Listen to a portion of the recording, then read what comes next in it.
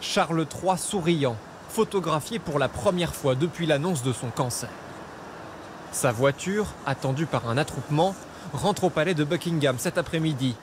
Pas de bain de foule, ce souverain hyperactif qui a participé à 516 événements l'an dernier est forcé de quitter le devant de la scène le temps de son traitement. Il est bien obligé de s'arrêter. On ne demande pas à voir le roi sous perfusion, en pleine chimio ou radiothérapie.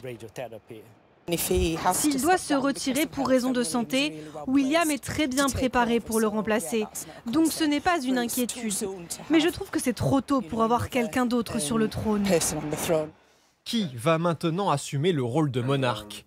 Pas question pour Charles III de déléguer ses fonctions officielles. Le roi compte bien continuer d'assurer ses fonctions régaliennes, comme recevoir la boîte rouge qui contient les papiers officiels, ratifier les lois et s'entretenir avec le Premier ministre chaque semaine. Mais il ne pourra pas faire d'apparition publique. D'autres membres de la famille s'en chargeront. Ce sont surtout la reine Camilla et le prince William qui devraient maintenant se substituer au roi à la rencontre de ses sujets. Aucun rôle pour le prince Harry qui n'a plus de fonction royale. Il s'est rendu au chevet de son père aujourd'hui.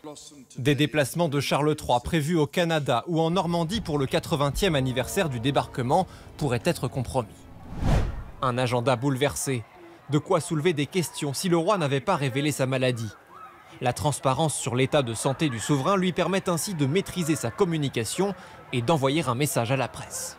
Il le fait aussi, je pense, pour contrôler la communication, éviter la désinformation, les conjectures, les spéculations. C'était clairement dit dans le briefing de Buckingham. On vous donne cette information, mais ça s'arrête là. On ne veut pas que vous alliez faire les poubelles. Ce soir, le roi a quitté Londres en hélicoptère pour se rendre au domaine de Sandringham dans l'est du pays. Il va s'y reposer en privé après le début de son traitement contre le cancer qu'il a commencé hier.